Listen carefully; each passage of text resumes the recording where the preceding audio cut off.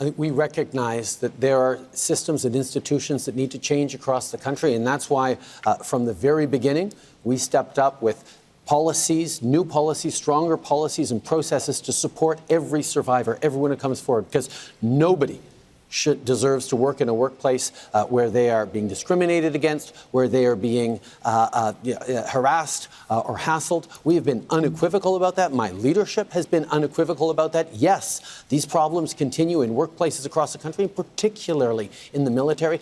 That's unacceptable, which is why we've taken even stronger measures. It's unsatisfactory to have to say, we're relying on process in this. We want to just be able to have easy answers. Ms. But Paul, this is what's not your an response issue to that? with easy answers. You have to fall back on process.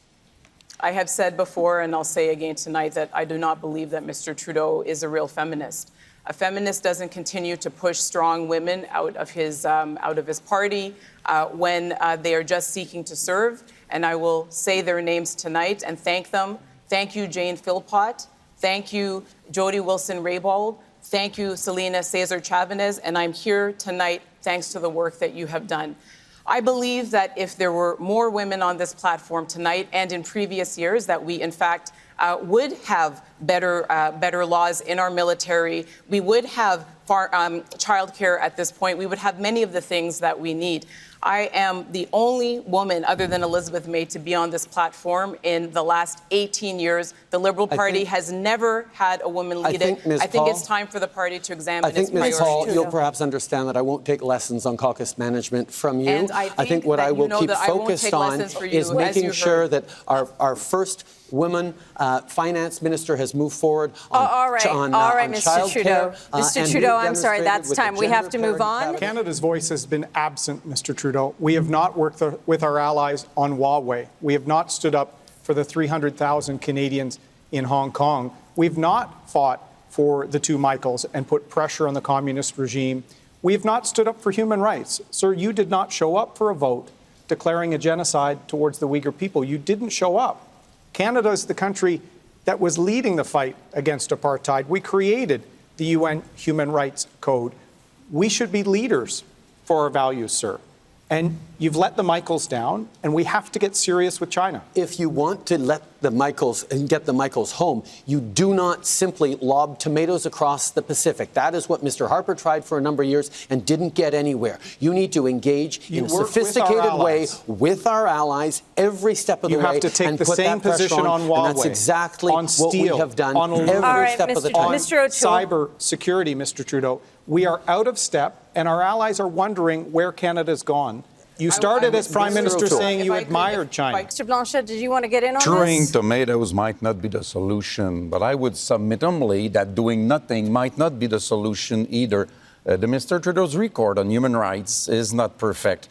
We might name the two Michaels, we might name Uyghur in Xinjiang, we might name Taiwan, Hong Kong, we might name Catalonia and Mr. Puigdemont, we might name the worst of all, Mr. Blanchet. Raif Badawi being still held in Saudi Arabia because Canada wants to sell weapons and military supply to Saudi Arabia, which is unacceptable. The Parliament voted. Okay, gentlemen, one at a time. 2 seconds. The Parliament voted unanimously to give citizenship to Raif Badawi. Nothing has been done afterward. Let's talk about the cost. The cost of inaction is an entire town of Lytton being wiped out by a climate forest fire. The cost of inaction is forest fires and flooding and heat waves that mean Canadians lose their lives.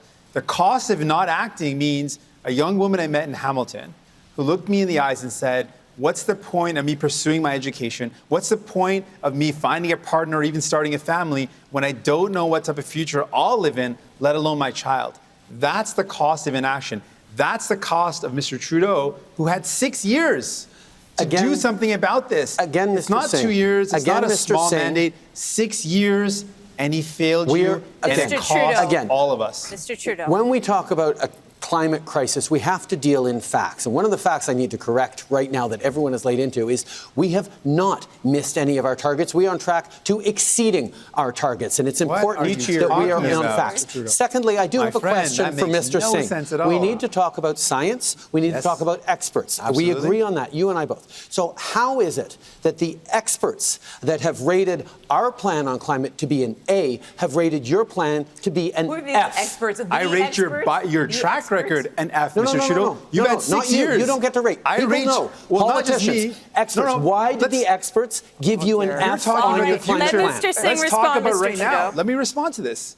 Let's talk. You're talking about the future. Let's talk about right now. You had 6 years. Why did and you you've got get the, Let me an finish. F Let me on finish. climate? You've got the worst track record in all the G7 after 6 years. How can people Singh, trust you? Why How didn't can people you have put confidence forward Trudeau, an hold on, ambitious someone that is all right, plan? Mr. Singh, He Mr. didn't Trudeau, answer. then Ms. Why Paul, did he then get Mr. an Blanchet. F Mr. on Trudeau. I don't his accept that, plan? first of all. I don't Time's accept that at all. We've got a bold Hold on, plan. Ms. Paul. After the tragic finding of graves in Kamloops, Cowessess, and other former residential school sites, we offered to work in a bipartisan fashion on calls to action 71 to 76. Those are related to former residential school sites. And we need to act faster. I know Mr. Trudeau cares a great deal about reconciliation. I know we all do. But this is an issue where we have to act. We can no longer say that we recognize the calls to action. We need a plan to achieve them. And what I'm proposing is a plan that builds partnerships, that builds governance, that has Indigenous leaders, incredible ones like Jody Wilson-Raybould, to allow us to actually hold ourselves to account. All parties, all future governments. This is the biggest scar in the history of Canada.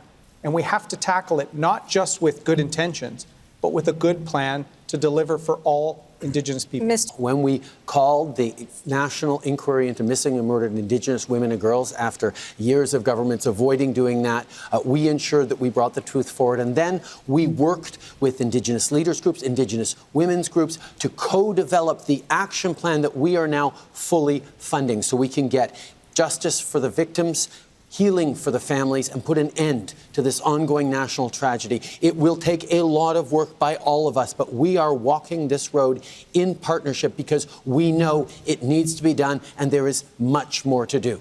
But Mr. Trudeau, sadly, and this, I don't take any pleasure in this, the calls to justice are out there and you haven't acted on them. And I meant it when I said you can't take a knee one day if you're going to take Indigenous kids to court the next. That's not leadership. Mr. Singh, that's you not going to make love things that better. line about taking Indigenous kids to court. It's actually not true. We have committed to compensating those kids who went through that. Listen, and what's more than that, this is important, Mr. Singh. No, you can't say you're not taking them to court when you're taking them to court. When you talk there about are kids out there that are being fought by you in court. Leaders, I would actually remind you the question is about violence against Indigenous women and girls. Let me recenter you on that. I appreciate it because he can't continue to say that. That doesn't make any sense. And Ms. Curl, I will say again, I said this last night in the French debate, this is why we need more diversity in politics. This is why we need people to be, who are most directly impacted by issues, to be able to speak for themselves, because we are drifting off into things. We have only dedicated 2 minutes to talking about how we are going to bring true justice to Indigenous women in this country, if we can stick to the topic. What will you do as Bloc leader to address systemic racism in your own province in Quebec and also elsewhere in Canada? First, never underestimate the weight, the sadness of those dramas. Second, I recognize the existence of systemic racism in June 2020. And then, what happened? It became a political tool against Quebec. It became a tool to say Quebec is this and that and racist and xenophobic and all of that, instead of opening a discussion, trying to find solution, consulting experts, discussing with the First Nations themselves. It became this white society against this other one, white society. We build nothing, so the words became toxic. I'm absolutely open to the idea of discussing all of that on a quiet stage without this being aggressive as this debate has become. All right, Mr. Blanchet, we have to move on. Your next question, Melissa. This question's for you, Ms. Paul. Canada has more children in government custody right now than at the height of residential schools. New legislation, child welfare legislation, actually takes the onus on and puts it on the First Nations communities to bring their kids back, cleaning up the mess that Canada has created, essentially. And those children are going to have to be brought back to all of those same problems that still exist that were the grounds for apprehension. What would you do in the House of Commons to make sure that poverty and trauma issues are addressed? Thank you very much for that question. And absolutely, we mentioned that not that long ago in one of our statements that the residential school system had been replaced by children in care, and that this was just perpetuating the legacy of trauma. It really comes back to what I said before, which is that the Indigenous leadership is there. It is ready to guide all of these processes. We have all of the recommendations we need. What we are missing is political will. What we are missing is those who have been in power for a very long time, making space for new voices and diverse voices. I actually had to pull my jaw up, which just dropped, when I heard what Mr. Blanchet said. I invited Mr. Blanchet to get educated about systemic discrimination. I extend that invitation again. I would be happy to educate him. It's nice to want to educate This me. is my time, sir. It is. Thank you. So nice time to insult people. That was not an insult. It was an invitation to educate yourself. This is leader direct questions. There Melissa, should be some Mr. decency in Blanchet. this debate. Since I'm many minutes behind everybody else, there should be some Mr. decency Blanchet, you in have the had debate. every opportunity to It's jump your in an open responsibility, debate. not mine, but some things And cannot I am be said. fulfilling my responsibility, sir.